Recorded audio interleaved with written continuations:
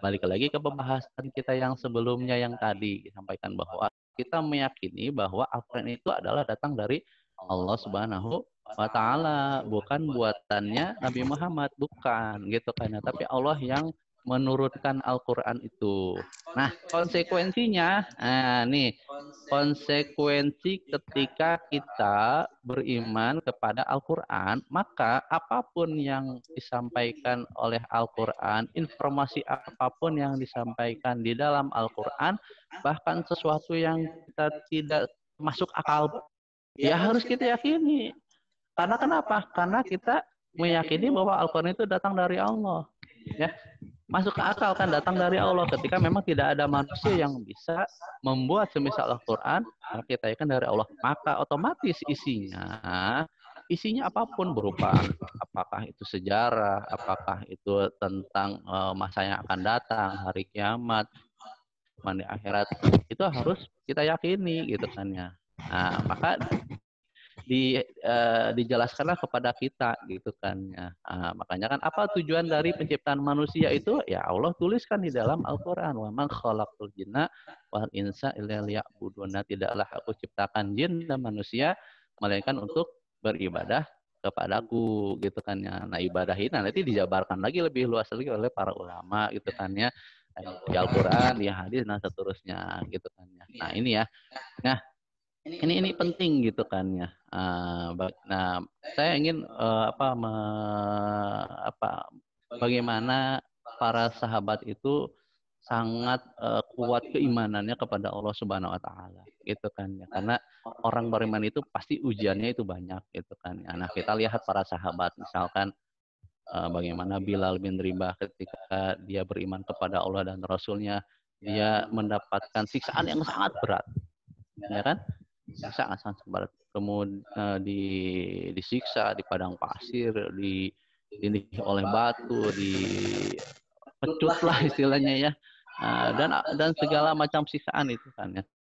Kemudian kita juga pernah mendengar keluarga Yasir gitu kan ya, Ammar bin Yasir gitu kan ya, yang ayah dan ibunya syahid di jalan Allah gitu kan ya. Yasir sendiri mendapatkan penyiksaan yang sangat gitu kan ya, sampai itu konon di sirah sahabat itu rambutnya itu dibakar gitu oleh orang-orang Quraisy gitu kan ya, dan lain sebagainya gitu kan ya. Nah, ada satu cerita yang luar biasa ini Kang Arif dan teman-teman tasbih sekalian ini. Jadi ada seorang sahabat yang namanya Abdullah Al-Khuzafah. Kalau salah, ini adalah salah seorang sahabat yang pernah ikut perang dengan Romawi gitu kan ya, dengan Romawi. Jadi ketika perang berakhir, dia ini ditawan gitu kan oleh Raja Romawi saat itu gitu kan ya. Nah, dengan beberapa sahabat. Ya. Kemudian Raja Romawi ini ingin mengetes dia keimanannya sampai mana sih gitu kan ya. Akhirnya dipanggillah dia dalam keadaan terikat gitu kan ya. Kemudian ditawarkan ya, aku tawarkan apa yang engkau inginkan dari harta dunia, maka aku akan beri asal engkau keluar dari Islam. Ya. Tapi apa jawabannya? Jawabannya tegas-tegas ditolak oleh Al-Zafah itu gitu kan ya. Kemudian ditawarkan yang kedua, engkau mau nggak aku nikahkan dengan putriku? Ya, mau, putri kaisar, putri orang terhormat, ya orang terpandang, kaya raya, pasti cantik gitu kan ya kan ya. Ditawarkan, tapi tetap gak mau gitu kan ya. Kemudian akhirnya dijebloskan ke dalam penjara, diberi makan berhari-hari, ya, sampai benar-benar terasa sangat kelaparan itu, ya sahabat Zafah ini gitu kan ya. Nah, ketika sudah saking laparnya, maka diberikanlah arak dan daging babi gitu kan ya. Daging babi, berharap bisa dimakan tuh arak dan daging babi. Ya tidak dimakan juga gitu kan ya. Lalu ngomonglah si kaisar ini, hei gitu kan ya Fulan gitu kan ya, Uzafah gitu kan ya. Bukankah dalam keadaan darurat Islam itu membolehkan kalian untuk memakan makanan walaupun itu haram? Tapi apa jawabannya? Aku tidak mau memakannya. Kalau aku memakannya berarti ini telah mencoreng nama Islam dan kaum muslimin gitu kan ya. Karena telah Masya mudahnya Allah. dibeli walaupun dalam menjadi tawanan. Ini tidak mau juga Allah ya Rabbi gitu kan. Saya sangat terujung mendengar cerita itu dan membaca kisah ini. Kalau karena keimanannya dikumpulkan tawanannya ya, kemudian si Huzafah ini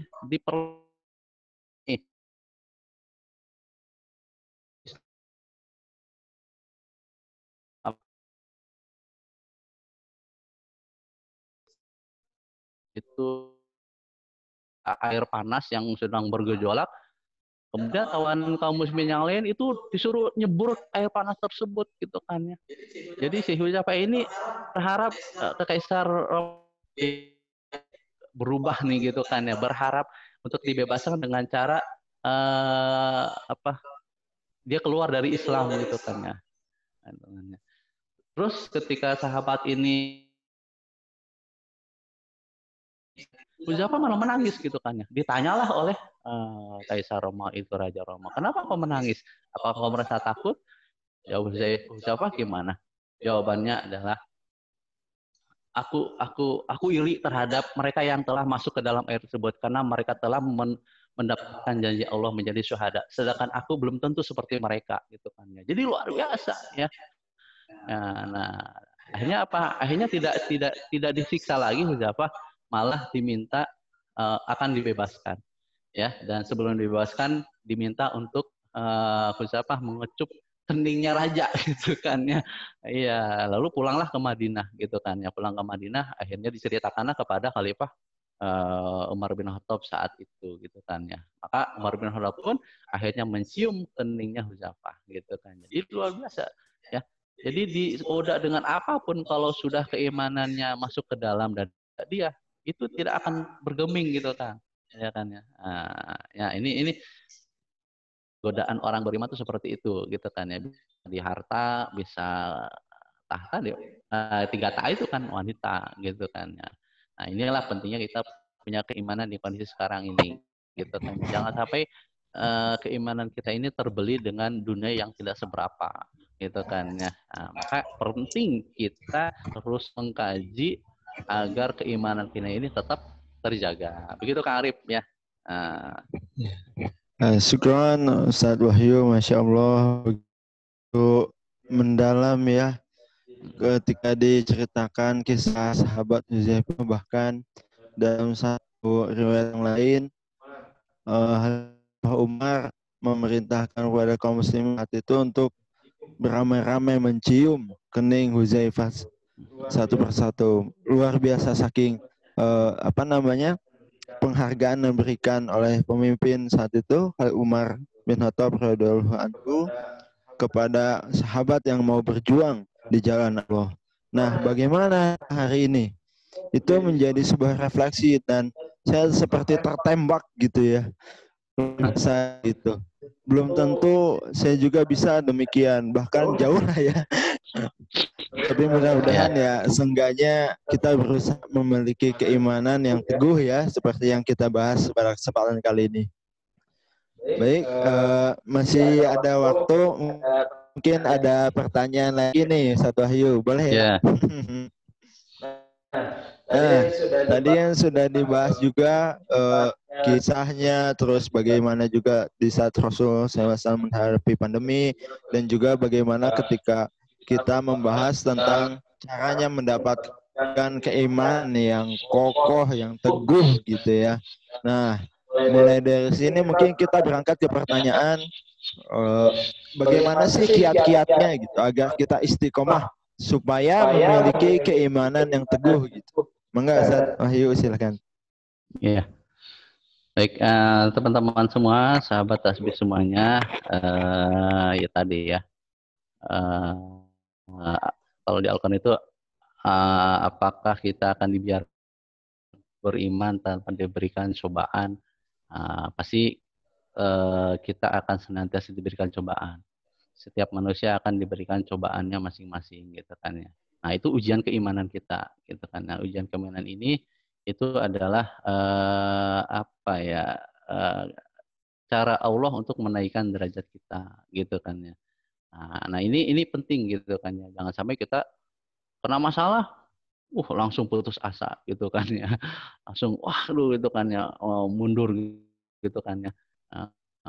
Dan terusnya gitu kan. Nah, ini kan pentingnya kita mengetahui gitu kan ya. Ini sudah banyak diajarkan oleh para ulama kita gitu kan ya. Kalau kata Rasulullah itu kul amantu billah summastaqim gitu. Katakanlah aku beriman kepada Allah lalu istiqomahlah gitu kan. Nah, istiqomah ini memang berat gitu kan ya. Nah, mungkin bisa kita ada beberapa hal gitu kan. Saya jadi ingat gitu kan ya, lagunya Opik ya, Tombo Ati gitu kan. Itu kan ada 5 perkara gitu kan ya. Ya kan ada 5 perkara itu kan ya.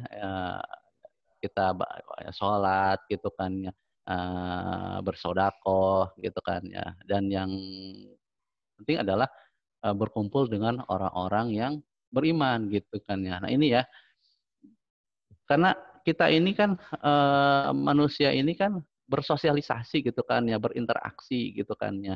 Kita mungkin merasa punya keimanan yang kuat gitu kan ya. Tapi bisa jadi gitu kan ya, suatu saat kalau kita tidak pandai-pandai memilih teman itu, kita akan terbawa gitu kan ya. Kita akan terbawa gitu kan ya, terbawa sesuai dengan keinginan teman kita gitu kan ya. Maka pilih-pilih ya kita dalam memilih teman gitu kan ya. Jangan sampai teman kita ini menjerumuskan kita justru untuk bermaksiat kepada Allah Subhanahu wa taala gitu kan ya. Jadi tadi ya kita senantiasa untuk melaksanakan kewajiban-kewajiban itu salah satu bentuk istiqomah gitu kan ya. Ya sholat 5 waktu kan ya gampang lah gitu kan ya. Itu rutin aja dilakukan, istiqomahkan gitu kan ya. Baca Quran gitu kan dan seterusnya gitu kan ya. Kajian-kajian datengin gitu kan ya. Atau walaupun online ya dengerin lah gitu kan ya, ikuti gitu kan ya. Karena itulah yang akan menjadi apa ya, menjadi apa ya bahasanya ya, nutrisi lah untuk keimanan kita gitu kan ya. Kita berada di track yang benar. Malum lah sekarang ini zamannya media sosial gitu kan ya. Kadang-kadang banyak yang masuk informasi ke dalam benak kita gitu kan ya. Mungkin TV udah mulai ditinggalkan mungkin ya, kecuali mungkin ibu-ibu ya, ibu-ibu mungkin masih pada nonton TV ya. Atau mungkin ibu juga sudah mulai meninggalkannya gitu kan ya. Ibu-ibu zaman now gitu. Kalau ibu-ibu jadul mungkin masih nonton TV gitu kan ya. Nah, kalau yang sekarang kan udah media sosial semua. Nah, itu juga hati-hati gitu kan ya. Media sosial itu adalah tempat apa mengetes emosional kita gitu, ya kan. Makanya tempat yang pas untuk emosional itu ya ibu-ibu di media sosial gitu. Karena kan ibu-ibu kan emosionalnya lebih ini ya. Ya, ibu akhirnya ya nanti bahaya untuk dirinya sendiri. Ya kan ya. Nah, ini berhati-hati ya, karena pengaruhnya sangat besar gitu kan ya. Maka ikutilah kajian-kajian secara online, itu menjadi pengingat kita gitu kan ya. Agar kita tetap istiqomah gitu kan ya. Dan jangan pernah sekali-kali untuk mencoba hal yang apa yang ikut teman. Oh iyalah kali-kali boleh dah gitu kan ya. Itulah ngarip. Ayo dong kita kali-kali sini main gitu kan ya. Nah itu kan berawal dari yang kecil itu berbahaya gitu kan ya. Nah itulah jadi nah ini salah satu bentuknya kita membuat komunitas tasbih gitu kan ya. Ini dalam upaya kita untuk sama-sama saling menasehati gitu kan. Tidak ada manusia yang sempurna gitu kan ya. Maka manusia butuh manusia lain untuk saling mengingatkan gitu kan ya. Mudah-mudahan tasbih ini, komunitas tasbih ini menjadi wasilah kita saling mengingatkan gitu ya teman-teman sekalian gitu ya. Jadi banyak sekali komunitas yang lain banyak luar biasa. Alhamdulillah saya luar biasa. Saya senang gitu kan ya. Islam ini sedang merangkak untuk bangkit dengan berbagai macam komunitas yang ada gitu kan ya. Komunitas para hijrah. Bahkan artis pun sekarang udah ada komunitas yang itu kan ya. Ya, Kang Arif salah satunya artis kita nih. Ya. Artis. Ya, jadi mereka udah mulai mencari gitu kan. Yang tadi ya, pertanyaan di awal tadi, kenapa gitu kan. Nah, kenapa itu mulai dipertanyakan tuh. Ya, kalau masih ada yang belum ikut-ikut ya berarti belum fokus tuh ke pertanyaan kenapanya. Jadi masih ngikutin aja gitu kan ya alur yang ada. Ketika dia udah mulai berpikir, nah itulah dia udah mulai mencari. Nah, insya Allah mudah-mudahan kita di Tasbih ini menjadi wasilah kita untuk senantiasa mendapatkan hidayah dari Allah Subhanahu Wa Taala. Senantiasa kita mendapatkan keberkahan, ilmu yang bermanfaat, kita saling menasihati dan lain sebagainya, gitu kan ya. Insya Allah gitu kan ya. Ini menjadi wasilah kita untuk senantiasa istiqomah. Begitu, Kang Arif. Ya, Masya Allah, luar biasa ya apa yang disampaikan tadi. Dan memang kalau kita lihat juga trennya anak muda sekarang ya, banyak juga yang berhijrah gitu ya. Ya. Maupun misalnya ke masjid datang gitu ya, pakai baju kotak-kotak, gaul gitu ya, pakai kupluk misalnya, datang pakai tas, bawa papan, skateboard gitu ya. Tapi mereka ngaji gitu ya, baca Quran. Itu kan luar biasa ya. Animo yang dimiliki oleh pemuda hari ini berbeda dengan animo yang dimiliki oleh pemuda zaman dulu mungkin ya. Karena zaman sekarang juga orang menganggap hijrah itu bukan sesuatu yang tabu mungkin ya Ustaz Wahyu ya. Iya, iya. Dan orang juga kelihatan senang dengan hal-hal yang wangi-wanginya Islami. Jangan sebut bau lah ya, itu enggak. Karena kondisi sebetulnya kan Islam itu harum gitu ya, membawa cahaya, bahkan orang yang suka ke masjid pun seenggaknya mereka nggak mandi ada cahaya dari wudhunya. Masya Allah. Itu intermezzonya mungkin ya Ustaz Wahyu ya. Ya,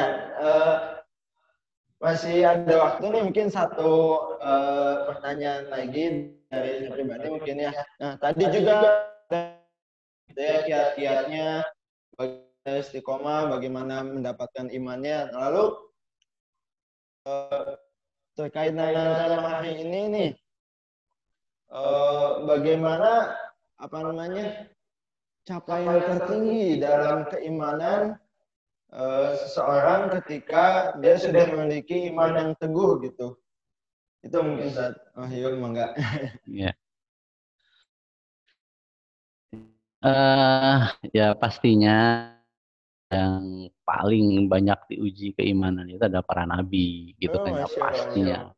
Ya, para nabi ini luar biasa ujiannya. Rasulullah SAW itu adalah manusia yang paling banyak diuji ya oleh Allah Subhanahu Wa Taala dalam kehidupannya gitu kan ya, dalam kehidupan dakwahnya ya, dalam mereka menyebarluaskan Islam gitu kan ya, itu luar biasa gitu kan ya. Yang levelnya mungkin kita kan masih banyak pertimbangan. Kita mah masih ngitung-ngitung gitu kan ya. Itu kan ya. Kadang masih banyak alasannya gitu kan ya. Inilah. Tapi bukan berarti kita menjadi pembenaran, bukan nabi, kita bukan sahabat. Lantas kita tidak pernah mau mencoba untuk seperti mereka. Ya, enggak begitu juga gitu kan ya. Justru adanya nabi, adanya satu contoh yang sebenarnya itu kan standar manusia, artinya ya para sahabat juga manusia dan kita pun manusia gitu kan. Jadi apa yang pada Nabi berupa ujian, apa yang terjadi pada para sahabat berupa ujian juga. Nah, kalau kita mendapatkannya, ya bagaimana kita belajar dari mereka menghadapi ujian tersebut. Jadi contohnya kan itu Nabi dan para sahabat. Itu kan ya, bukan contoh yang lain gitu kan ya. Ya kan, jangan seperti orang Jepang gitu kan ya. Diri ya kan. Dihina rumah ini badannya gemuk gitu kan. Wah, langsung putus asa bunuh diri. Orang Jepang kan gampang kan anak mudanya. Nah, makanya kasus bunuh dirinya banyak. Nah, kita kan santai aja gitu kan ya. Artinya ya bisa jadi kita mungkin suatu saat dihina, dibully gitu kan ya. Dengan sesuatu hal yang memang sebenarnya itu nggak benar gitu kan ya. Itu ya kita sih ya kita biarkan saja, biarkan saja gitu kan ya. Ya kecuali kalau misalnya itu sudah berupa fisik gitu kan ya, mungkin itu harus kita ini juga gitu kan ya, kita pikirkan gitu kan, jangan sampai berlebihan gitu kan. Atau ujian lain gitu kan ya, ujian lain gitu kan, kita mendapatkan musibah gitu kan ya kan, di tengah pandemi ini mungkin aja teman-teman kita atau orang-orang yang memang ditinggalkan karena keluarganya virus lalu sampai meninggal dunia, bagaimana menghadapinya. Ya, yakinlah gitu kan ya, kata Nabi gitu kan ya, siapa saja yang meninggal terkena taun, wabah taun, bahwa syahid, maka dia syahid. Jadi orang-orang yang meninggal di tengah wabah sesuai dengan hadis Nabi, kalau dia muslim, dia mendapatkan pahala syahid. Itu kan ya. Jadi standarnya itu apa yang Rasulullah sampaikan, apa yang Rasulullah dan sahabat lakukan gitu kan ya. Jadi kita tenang gitu kan. Oh itu, oh kata Nabi begini gitu kan ya. Oh kita ikutin aja. Oh kan akan enjoy menghadapi dunia ini gitu kan. Ya tadi ya. Jadi sekali lagi saya katakan bahwa ujian itu, ujian keimanan adalah untuk meningkatkan derajat kita di mata Allah Subhanahu wa taala. Ya, biasa di benak kita tuh kalau biasanya kan memang ujian itu kan kalau sesuatu yang kita tidak sukai menimpa kita, oh kita itu ujian. Sabar, ini ujian gitu ya. Iya.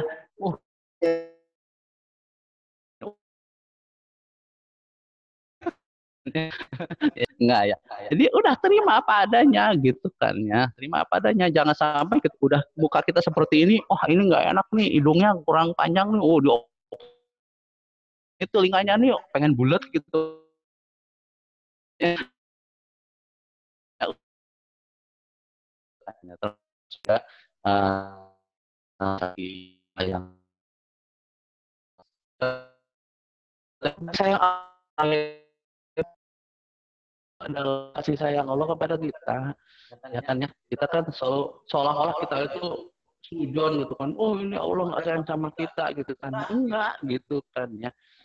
Enggak, ini kita harus sujon gitu kan ya, kalau terkena musibah itu ini ujian keimanan kita gitu kan ya, karena untuk menaikkan derajat kita di mata Allah Subhanahu wa taala, ya kan ya, itu ya. Betul. Betul ya Kak Arif ya. Iya. Yang jomblo-jomblo, yang masih jomblo nih gitu kan ya. Itu ujian atau kutukan gitu. Aduh, berat itu jawabannya. Iya. Bro, sabar ya, Bro. Ya, jadi itu ya. Jangan istiqomah dalam kejombloan ya. Itu ada masanya untuk merubah status dari jomblo itu kan. Ya kan ya. Ya sekali lagi senantiasa berhusnudzon akan apapun yang terjadi pada diri kita gitu kan. Pasti Allah punya cerita yang terbaik buat kehidupan kita gitu kan ya. Ya, kehidupan kita gitu kan ya. Jadi jangan berprasangka buruk gitu kan ya. Gitu kan ya. Insya Allah pasti ada jalannya gitu kan ya. Enggak itu Kak Arif. Ya, alhamdulillah tadi sudah disampaikan juga gitu kiat-kiatnya dan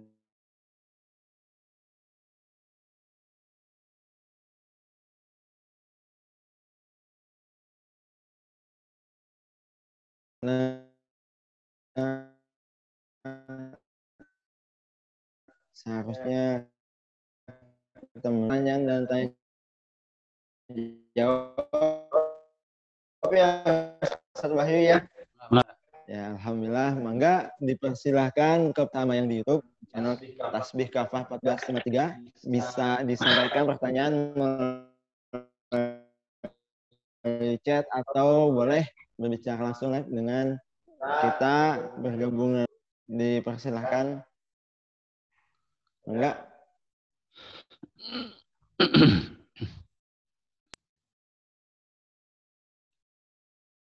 Ya mungkin ada yang mau sharing gitu kan ya.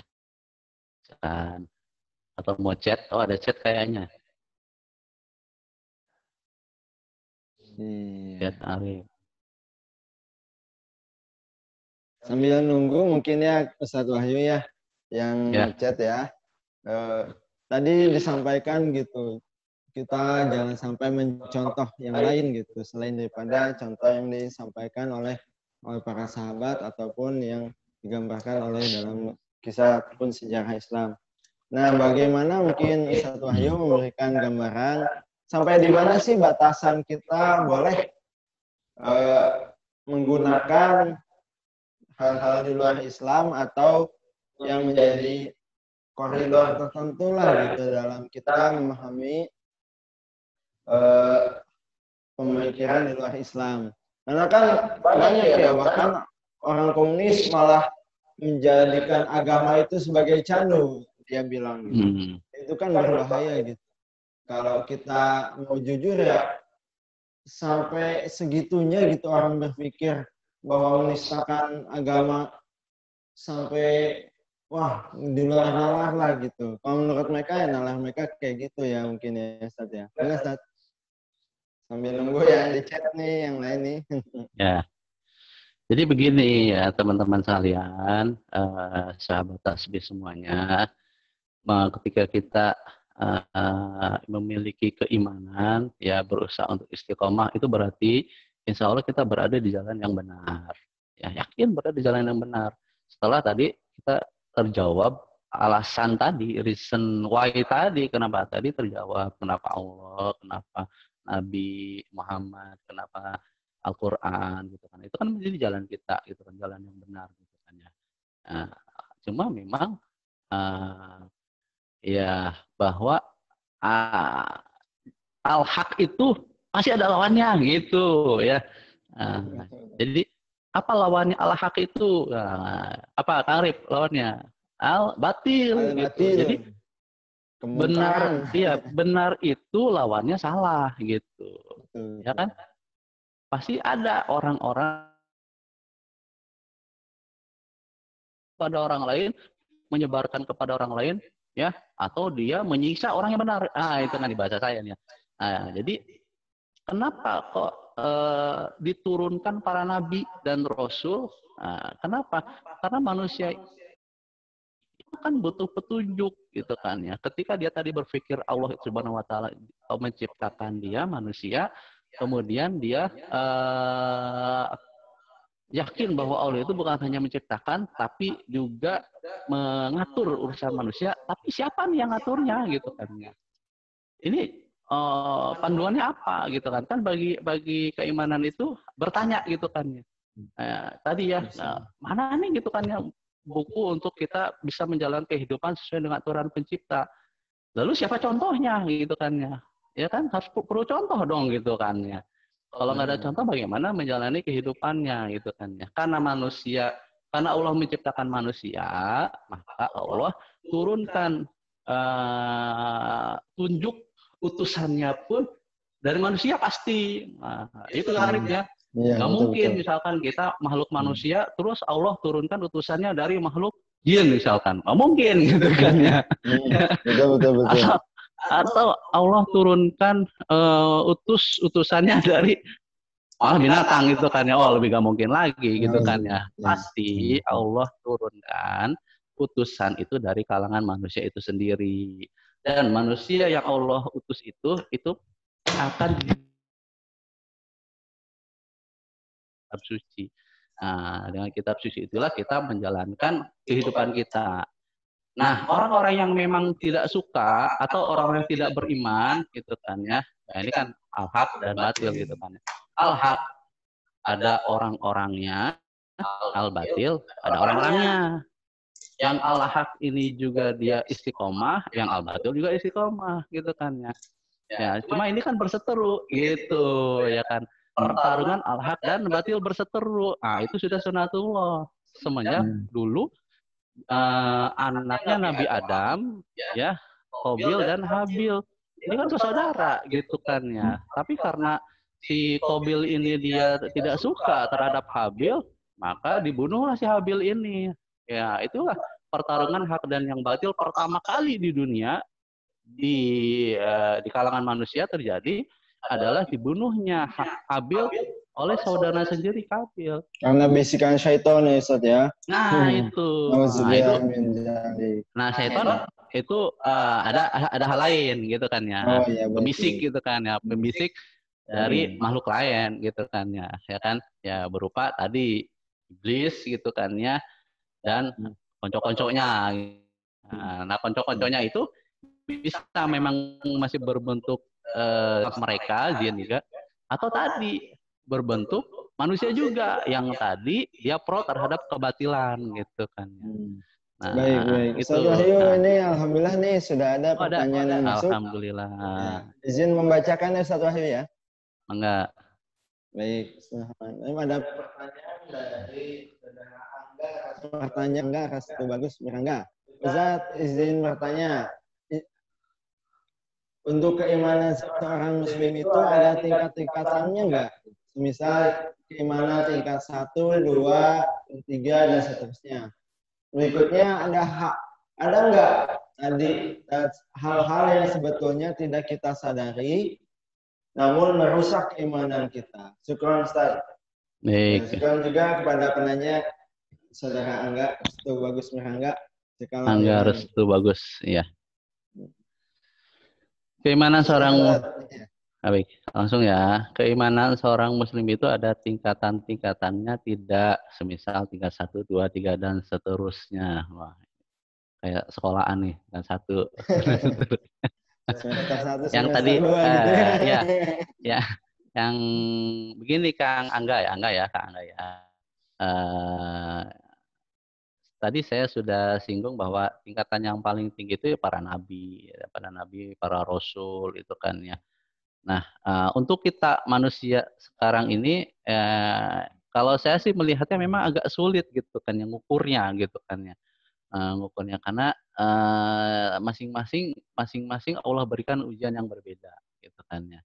Tapi ya tadi ya kita kembali ke standar kita untuk menghadapi ujian itu ya pastinya adalah Islam,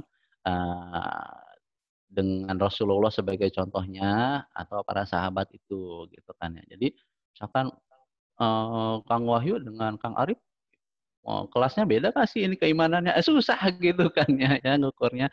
Mungkin ya kita sendirilah yang tahu gitu kan ya dengan Allah Subhanahu Wa Taala. Kita suka sama-sama makan cilok ya.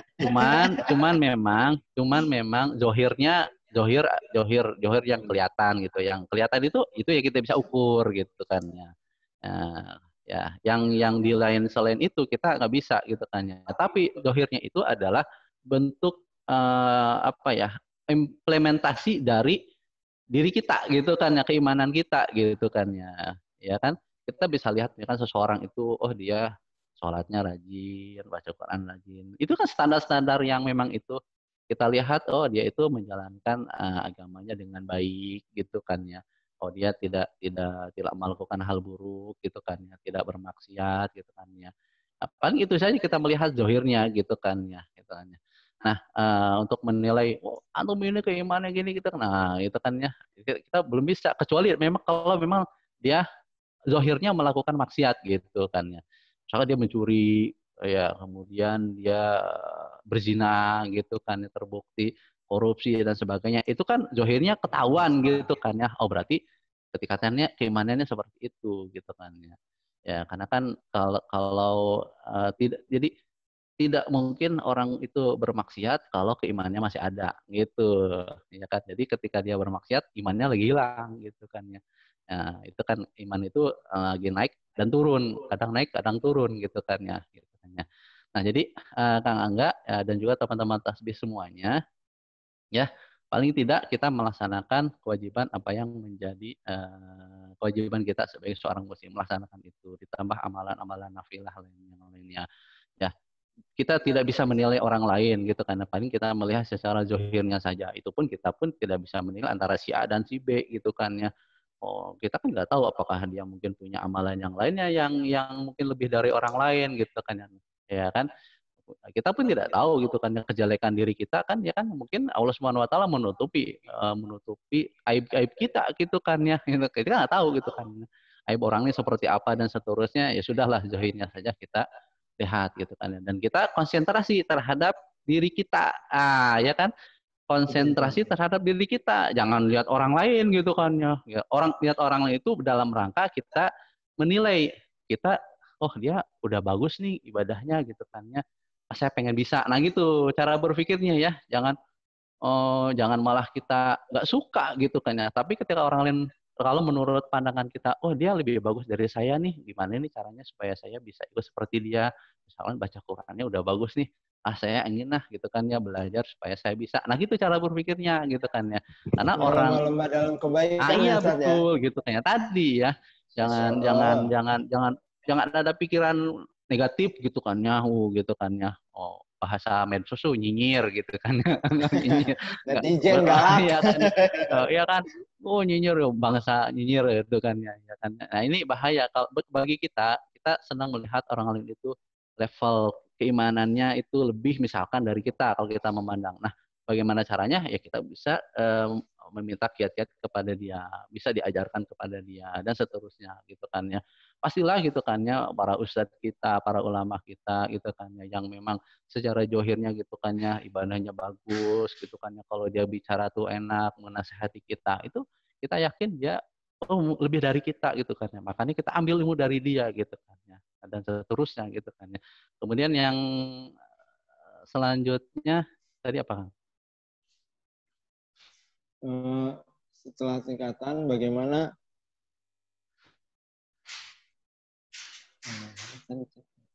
tenang ya beliaunya ya. Bentar. Di chatnya. Nah, tadi ada gak hal yang sebetulnya tidak kita sadari Tidak namun sadar merusak kita. keimanan kita, iya kan. Inilah ada tidak ya hal-hal yang tidak kita sadari. Nah, inilah setan itu kan akan senantiasa menggoda manusia ya sampai hal-hal yang terkecil halus sekali gitu kan ya. Ya, jebakan-jebakan setan itu tuh luar biasa gitu kan ya. Ya kan? Bahkan ketika kita ibadah pun hati-hati gitu kan ya, gitu kan ya. Jangan-jangan setan ini merasuk ketika kita sedang ibadah gitu kan ya. Nah, ini kita harus hati. Tapi bukan berarti misalkan kita pun akhirnya misalkan kita kan lebih baik sholat berjamaah di masjid. Terus saya khawatir gitu ya, khawatir sholat di masjid nanti riak gitu kan, jadi saya di rumah aja. Itu pun salah gitu kan ya. Ya kan, sudah saja laksanakan saja ke masjid gitu kan ya, ke masjid sholat berjamaah udah gitu kan ya.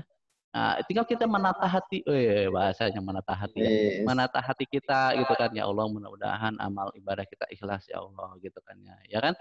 Betul. Seperti sodakoh gitu kan ya kan.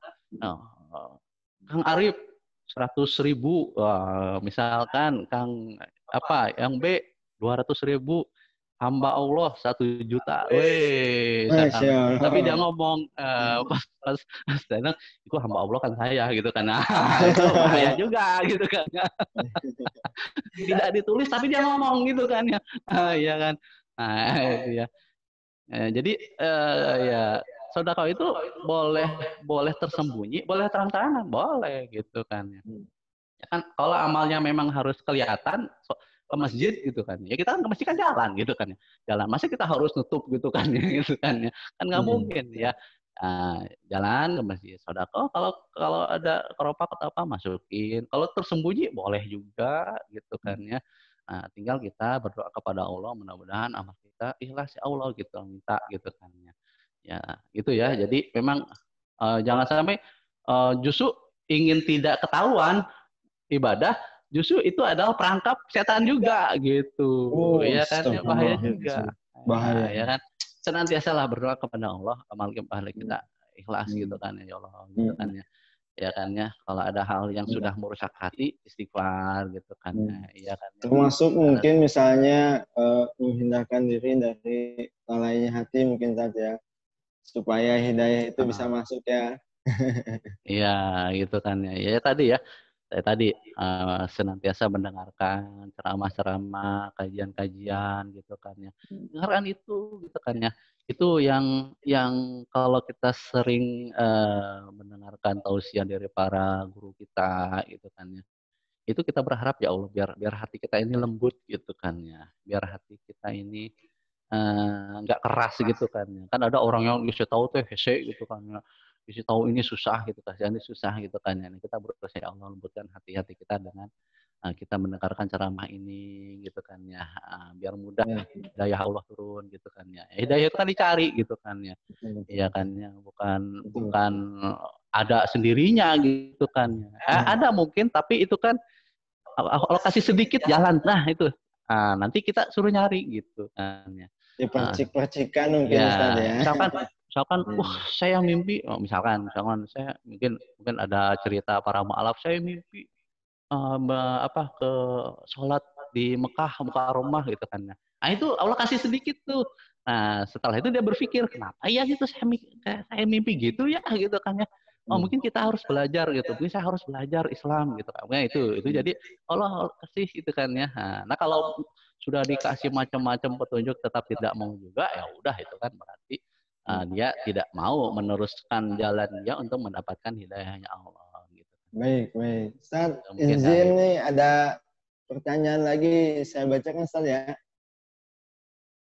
Nah, baik, bismillahirrahmanirrahim. Ini ada pertanyaan dari saudara Aldi Prahasta. Pertanyaan dari Zoom ya. Izin bertanya, silakan. Adakah tips-tips sederhana agar keimanan kita bisa istiqomah dengan baik? Syukron Ustaz. Enggak, Ustaz Wahyu? ya. Sebenarnya tadi udah sedikit dibahas ya, tips-tipsnya itu ya. Ya tadi jalankan ibadah kita sesuai dengan kewajiban kita. Senantiasa berdoa kepada Allah, baca Quran ya, ya sehari misalkan 1 halaman 2 halaman gitu kan, istiqomah baca gitu kan ya, minta sama Allah gitu kan. Jadi kita itu ibadah itu kan jadi wasilah gitu kan ya. Jadi wasilah kita berdoa kepada Allah gitu kan ya. Misalkan kalau sedang baca Quran ya sambil berdoa dulu, ya Allah semoga dengan baca Quran ini kau mudahkan aku mendapatkan hidayah. Amin ya Allah. Kan begitu gitu kan ya. Jadi kita itu ibadah sebagai wasilah, semoga Allah mengabulkan doa. Dan Allah sangat senang gitu kan ya, ketika kita banyak berdoa gitu kan. Karena memang kita manusia yang butuh ke Allah, maka ketika Allah dimintakan doa oleh kita, Allah pasti senang gitu. Maka berdoalah yang banyak gitu kan, banyak kepada Allah, terutama berdoa agar kita menjadi istiqomah gitu kan. Nah, setelah itu rajin mengkaji gitu kan ya. Kaji, baca buku ya.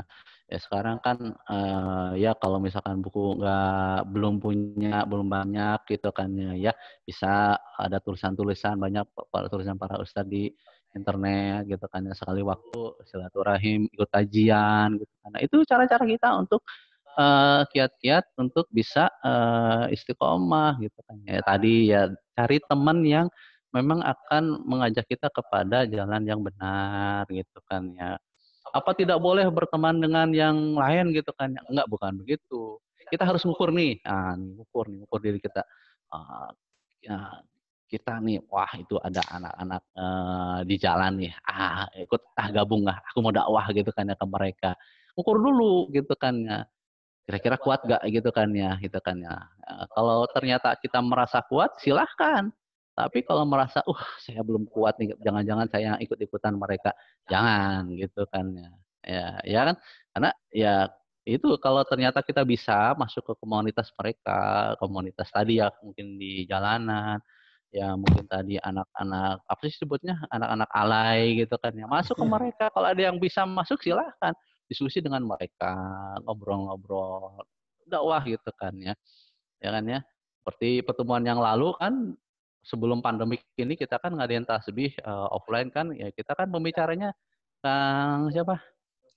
Kang Fakih gitu kan ya. Nah, beliau ini insya Allah gitu kan ya. Beliau ini sudah keimanannya insya Allah istiqomah, dan beliau dakwahnya kadang itu kepada komunitas-komunitas itu, komunitas motor gitu kan ya, dan seterusnya ya kan ya. Kalau memang udah merasa bisa gitu kan menghadapinya, nggak apa-apa gitu kan ya. Ya nanti ada hal-hal yang memang itu berupa ajakan kepada kemaksiatan, ya tolak aja secara halus gitu kan. Kalau cerita beliau kan, oh kalau udah ngobrol tuh, wah ada minuman keras gitu kan, ada macam-macam gitu. Santai aja dibawa sampai oleh dia gitu kan ya. Nah, jadi kalau misalkan belum bisa, ya kadar kita ngukur kita belum bisa, ya udah nggak usah lah gitu kan ya. Kita masih butuh banyak belajar nih, kita masih banyak butuh nasihat nih gitu kan ya. Nah, itu tuh terus pupuk aja dulu gitu kan ya. Sampai pasti kita juga punya komunitas yang lain gitu kan ya. Ya, atau kita meninggalkan teman kita yang ngajak kepada gak benar, kita pindah ke teman yang lain yang ngajak yang benar, nah itu baik gitu kan ya. Ya nggak usah takut kehilangan teman. Banyak manusia di dunia ini udah berapa miliar kan, masa tidak ada yang jadi teman yang baik gitu kan ya. Ya kan ya, di Bogor ini kan 1 juta lebih gitu kan ya, gitu kan ya. Kita bisa ketemu dengan orang-orang baik, insya Allah masih ada orang-orang baik yang bisa kita jadikan teman gitu kan. Jadi komunitas tasbih ini juga insya Allah semuanya baik gitu kan ya. Kita bersahabat semuanya, kita saling menasehati di sini gitu kan ya. Insya Allah ya. Nah, itu ya, karena kita tidak bisa hidup sendiri sekali lagi ya. Pasti ada hal-hal yang kita itu perlu kita tanyakan sama orang lain, perlu kita diskusikan sama orang lain.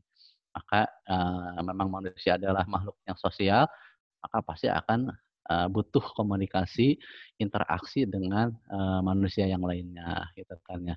Itu ya, insya Allah itu menjadi jalan istiqomah, senantiasa berdoa gitu kan ya, di kondisi sekarang ini gitu kan ya. Maka itu mungkin Kang Arif. Alhamdulillah tadi sudah terjawab ya yang ditanyakan. Mungkin dari penanya ada tanggapan, silakan. Boleh aktifkan mic-nya.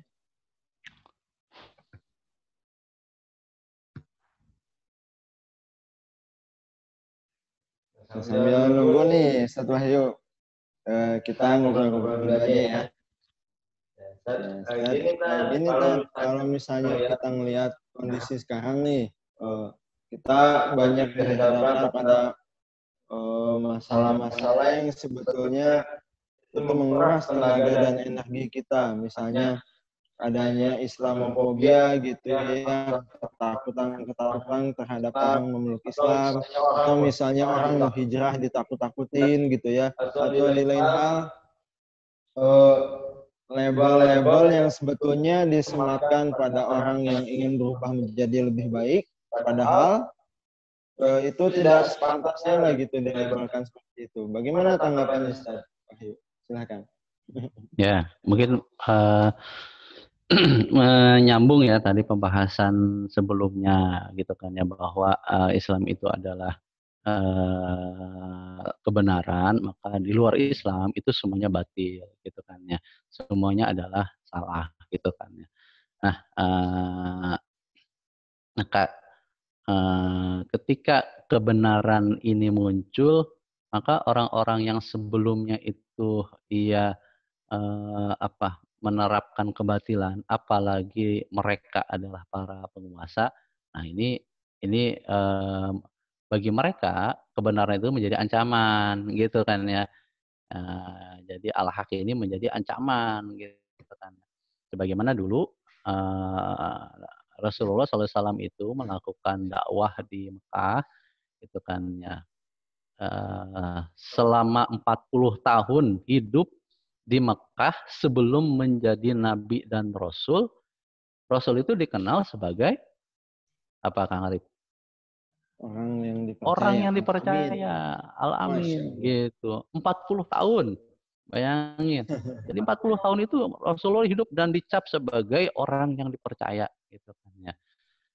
Nah, ketika 40 tahun kemudian Allah menunjuk beliau menjadi nabi dan rasul, lalu mendakwahkan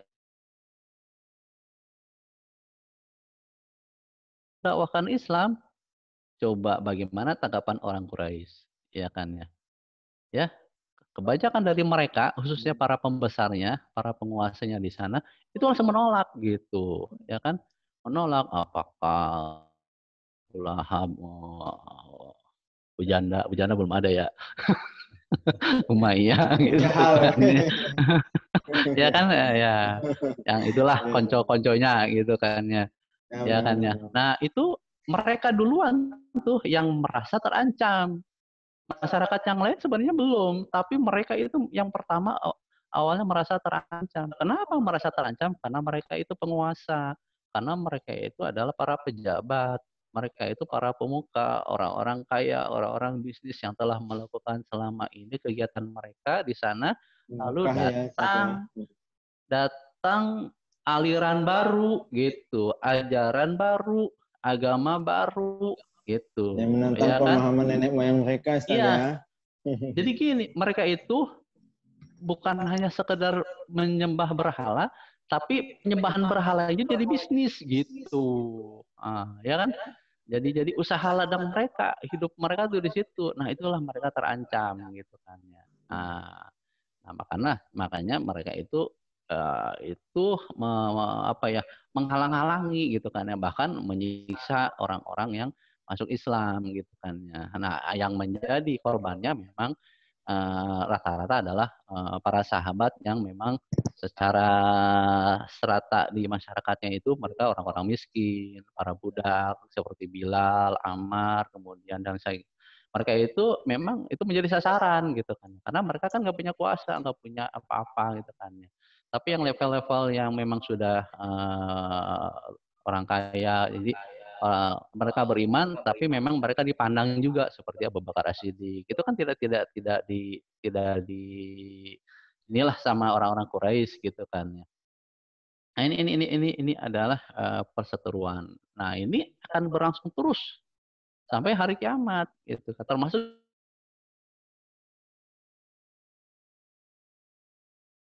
kan pasti banyak orang yang nggak suka dengan banyaknya orang-orang yang hijrah. Pasti ya banyak kayak kebakaran jenggot tuh. Kalau punya jenggot ya. Kalau nggak punya jenggot kebakaran apa ya? Ya, orang-orang yang hijrah, artis hijrah, ya banyak bermunculan dia nggak suka gitu kan. Nah, itu ya memang sudah sunatullahnya begitu gitu kan ya. Seperti itu gitu kan ya. Maka kita harus tetap istiqomah ya. Istiqomah senantiasa. Nah, bila perlu nanti kita pun harus lawan tuh orang-orang yang kebatilan itu. Kita buka kesalahan-kesalahan mereka sebagaimana Rasulullah pun membongkar kesalahan mereka. Itu kan ya. Nah, kalau sebelum Nabi Muhammad itu ada Nabi Ibrahim. Nabi Ibrahim itu kan mendebat gitu kan ya. Berdebat dengan raja, bayangin rakyat jelata debat dengan raja. Ya, berdebat tentang tauhid gitu. Ya kan ya. Ya si kisahnya udah mafhum lah ketika ketika di tempat berhalanya itu dihancurkan semua oleh Nabi Ibrahim, lalu kapaknya ditaruh di berhala yang paling besar, ya ketika ternyata mereka itu ngeh bahwa wah ini ternyata sesembahan kita hancur semuanya, gitu kan ya. Pasti, yang melakukannya pasti Ibrahim nih, gitu. Jadi sudah ada di benak mereka ini kerjaannya dia, gitu kan ya. Maka dipanggil gitu, ya kan. Ya, dipanggil lah Ibrahim itu, Ibrahim, engkau yang melakukan ini semua, gitu kan ya. Nah, Ibrahim mah santai saja kan jawabnya. Ya, kalau kata kita mah, malu lihat deh gitu kan. Nah, itu tuh berhala yang paling besar kan tapaknya ada di dia. Tanya aja sama dia gitu, ya kan ya. Oh, oh, ini yang melecehkan nih, kan kau tahu dia ini patung, apa ini sembah juga, udah tuh deadlock kan gitu kan ya, ya kan ya, udah nggak bisa ngomong kan gitu kan, cuma gitu ya, jadi berdebat belum tentu kita selamat gitu kan ya, ya. Walaupun kita menang debat belum tentu selamat, kayak seperti Nabi Ibrahim berdebat menang tangkap gitu kan ya, bakar gitu kan ya kan, karena yang dia debat adalah penguasa gitu kan ya kan. Nah, jadi kita perlu gitu kan ya mendalami Islam lebih banyak lagi agar kita punya punya apa ya, punya jawaban-jawaban terhadap apa yang dilakukan oleh para penganut kebatilan ini. Tapi tetap hati-hati gitu kan ya. Kita perlu strategi gitu kan. Karena tadi gitu kan ya. Di media sosial juga kalau berdebat hati-hati gitu kan ya. Jangan jangan kita terpancing emosinya dan seterusnya gitu kan ya. Jadi ini sunatullah ya, nggak Arif ya. Nah, tinggal kita mau berada di posisi mana nih? Di posisi al-haq atau di posisi al-batil gitu kan ya. Kita berdiri kita harus jelas gitu kan ya, harus jelas gitu kan ya. Jadi ya pastinya orang beriman itu pasti berada di posisi al-haq gitu kan ya, mendukung ini gitu kan ya. Kalau walaupun belum bisa kita membela dengan hujah-hujah, paling tidak kita mendukung ini gitu kan ya. Nah, itulah kita menjadi bagian dari orang-orang yang senantiasa menjaga agama ini, ya membela agama kita, gitu kan. Itu mungkin Kak Arif. Baik. Alhamdulillah, syukran Ustaz Wahyu. Jadi sudah disampaikan juga ya. Kita ini jangan takut gitu. Insya Allah tolong kita juga. Dan kita pada posisi di mana kita adalah orang yang benar gitu. Tapi yang benar ini kan belum tentu ketika menghadapi kemungkaran itu dihadapkan pada situasi yang tepat. Kita harus punya strategi. Nah, itu masih ada waktu nih, ahlan wa sahlan, mungkin yang lain yang baru bergabung ataupun misalnya di channel lain silakan di kanal YouTube ya. Semoga ada yang mau ditanya. Ya, sampai jam berapa nih ya? Oh.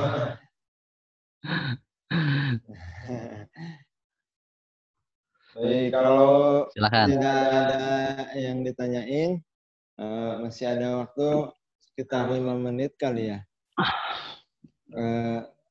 Ini mau nanya tuh seputar keimanan lagi tadi.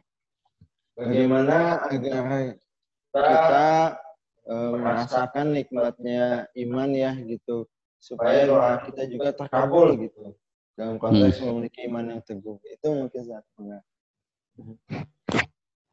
Ya, baik.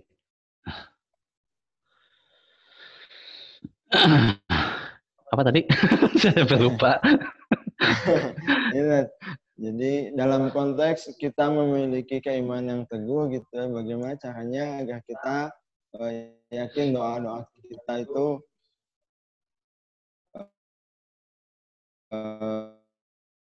yang bertolak gitu. Iya, betul. Iya. Nah, teman-teman tasbih sekalian, ya kalau bahasanya manisnya iman gitu ya, itu ada lagunya kalau nggak salah ya. Atau kalau kata Rayhan dulu, iman adalah mutiara gitu ya kan ya. Jadi benda, bukan benda ya, sesuatu yang sangat berharga gitu ya kan ya. Nah, jadi sesuatu yang sangat berharga ini harus kita jaga gitu kan ya. Nah, ketika kita jaga, maka kita akan merasakan manisnya iman gitu kan ya, kan ya. Jadi kalau saya lupa ya kata siapa ya, kata seorang ulama itu bahwa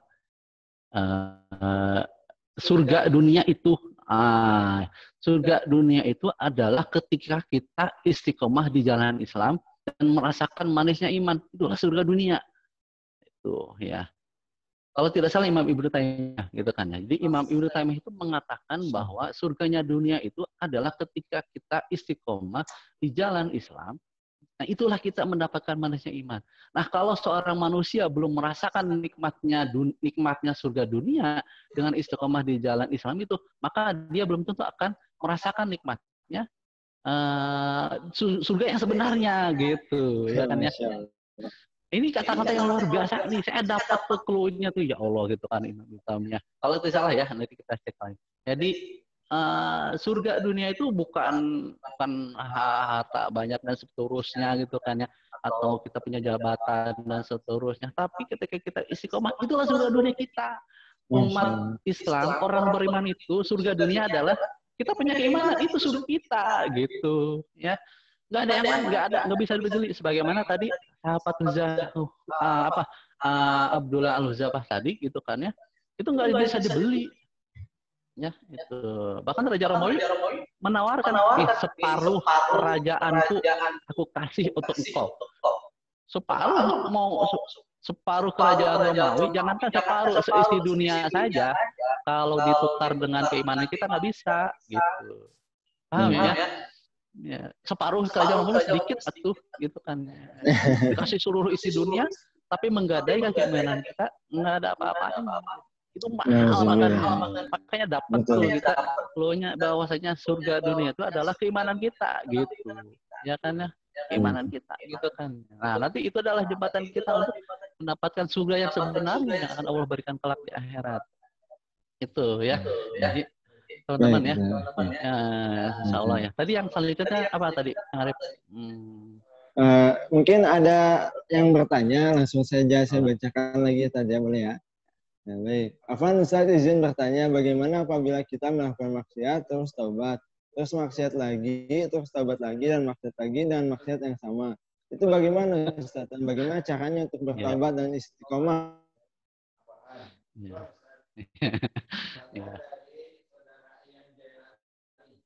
Yang jalani, Mas. Ya.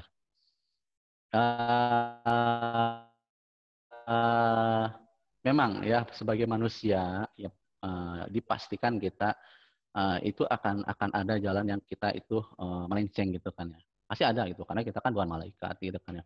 Kalau Rasul kan pasti Allah tegur gitu kan ya. Itu kan ya. Nah, kita manusia gitu kan ya, manusia biasa yang pasti satu saat melenceng gitu kan ya. Pasti gitu kan ya, ada salahnya gitu kan ya. Salahnya kita. Nah, bagaimana caranya kalau kita menyadari itu ya segera taubat. Allah kasih jalan kok gitu kan ya. Allah kasih cara kita untuk bertobat ya di doa kita, di sholat kita, di ibadah kita gitu kan ya. Itu kan iringilah maksiat kita itu dengan amal baik. Iringilah amal buruk kita dengan amal baik gitu. Ya kan. Artinya bukan beriringan. Artinya kalau kita merasa bahwa kita telah berbuat kemaksiatan, ya udah ini amal solehnya harus kita banyakin lagi gitu ya kan, senantiasa berdoa gitu kan semoga tetap istiqomah gitu kan ya. Nah itu ya, jadi tetap taubat aja terus, taubat banyak istighfar. Rasulullah itu 70 kali ya, 70 kali. Kalau kita mah ya Allah kayaknya 70 kali nggak cukup gitu kan, 100 kali deh gitu kan ya, 100 kali baca istighfar gitu kan, nggak lama gitu kan ya, di perjalanan kalau naik motor gitu kan ya bisa baca istighfar gitu kan ya, daripada bengong gitu kan ya, baca istighfar ya. Baca istighfar ketika kita di kendaraan. Senantiasa baca istighfar karena memang kita banyak dosa gitu kan ya. Nah, dengan istighfar itu mudah-mudahan jadi Allah mengampuni dosa-dosa kita gitu kan. Senantiasa beribadah sekecil apapun ya. Ingat sekecil apapun gitu kan. Saya pernah dinasihati oleh guru saya cerita tentang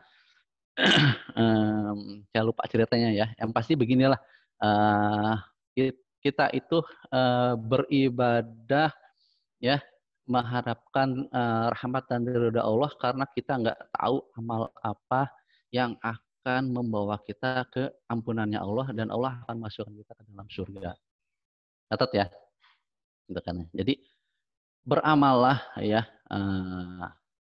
beramallah karena kita tidak tahu amal mana yang benar-benar akan memasukkan kita ke dalam surga. Ya kan? Ya mungkin cerita orang yang membunuh 99 orang itu juga jadi bisa referensi kita. Ya bagaimana ketika dia hendak membunuh yang ke-100 ya, sampai malaikat itu kan artinya berdebat ini ahli surga, ini ahli neraka. Coba hitung. Ya. Berapa lebih banyak dia menuju taubat atau tidak. Ini setelah itu dia lebih banyak ke pertaubatan dia. Kayaknya Allah ampuni dia gitu kan ya. Ya kan ya. Nah, jadi sekali lagi beramallah kita sesuai kemampuan kita, kapasitas kita, sedikit apapun ya, karena bisa jadi yang sedikit itu yang akan menolong kita di yaumil akhir nanti. Kalau nggak salah cerita yang saya dapat itu ya seorang pemuda dan sepotong roti gitu kan ya. Jadi dia orang pemuda ini ahli maksiat gitu kan ya. Ahli maksiat gitu kan ya. Ya, tapi akhirnya dia ingin taubat gitu kan ya.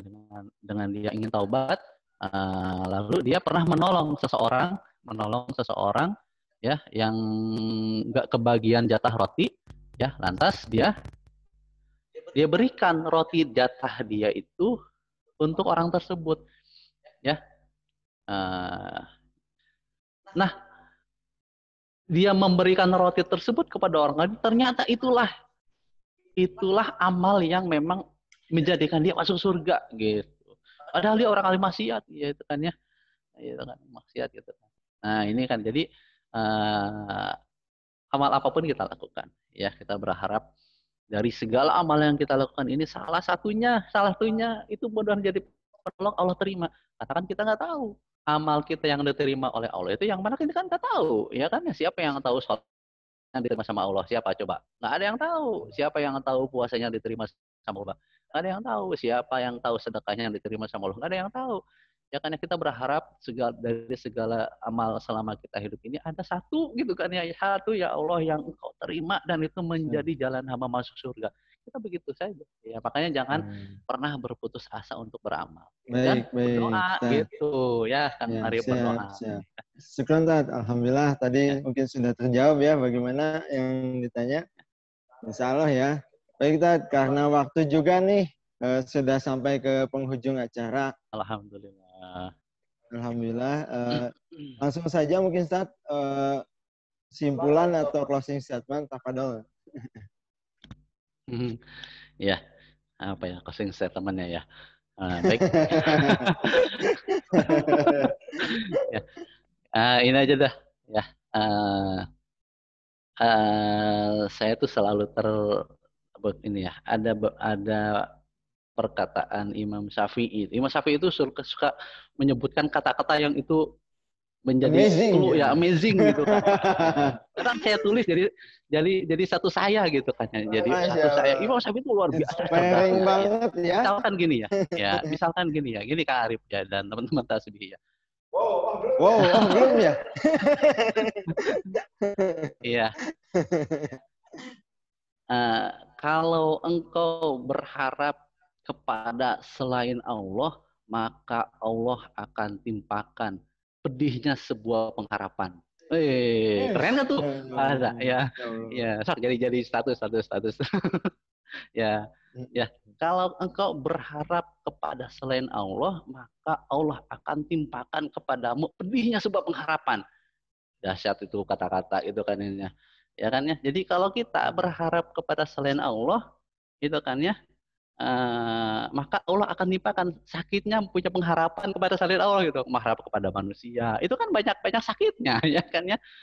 Gitu kan ya, kepada manusia ini ya banyak inilah gitu kan ya, banyak harapan yang kadang kita tidak tercapai kalau kita berharap kepada selain Allah, iya enggak? Tapi kalau kepada Allah pasti harapan itu dikabulkan. Wahyu, saya ini jadi tertampol, ini gimana ya? Banyak yang tersinggung nggak? Tapi luar biasa Ustaz, ya maka dilanjut. Apaan? Ya, satu lagi. Ini juga kalau nggak salah perkataan Imam Syafi'i ini, gitu kan ya. Kalau engkau tidak mau berpayah-payah dalam belajar, maka Allah akan timpakan sakitnya dalam kebodohan, gitu kan ya. Iya kan? Ya, jadi kalau kita, ya kata Imam Syafi'i, kalau engkau tidak mau bersusah payah dalam belajar menuntut ilmu, maka Allah akan timpakan sakitnya dalam kebodohan, gitu. Makanya pilih gitu kan ya. Kita sudah mau bodoh sakit gitu kan ya. ya maka jadi galau nih tadi ya. Iya, galau, double galau gitu kan ya. Siap. Ya, harus kan sudah tidak galau lagi sekarang mah ya. Ya, jadi nuntut ilmu lah gitu kan ya, karena ilmu itulah yang akan mencerahkan pemahaman kita, pemikiran kita ya, dan kita tidak akan pernah menyesal dengan banyaknya ilmu yang kita kaji gitu kan, insya Allah gitu kan tadi ya. Nanti kadang kita nggak merasa bodoh itu adalah sebuah kesakitan, ya kan kita merasa gitu kan ya kan. Karena saking bodohnya kita gitu kali ya. Enggak, artinya kadang kita nggak sadar gitu kan, gitu kan. Kita tidak banyak menuntut ilmu, jadi kita jadi nggak tahu apa-apa gitu kan. Maka belajarlah. Kita semua sama belajar, ya kan. Utlubul mina minal mahdi ilaladi. Sampai akhir hayat tetap belajar gitu, tetap belajar. Walaupun kita sudah berumah tangga, sudah punya anak, kita tetap belajar jadi orang tua, ya kan. Kita tetap menjadi anak bagi orang tua kita yang telah meninggalkan kita, dan seterusnya. Hidup ini tetap belajar untuk selalu menjadi lebih baik lagi. Demikian Kak Arif. dan teman-teman tahfiz. Itu mungkin dari saya. Itu tadi closingnya ya.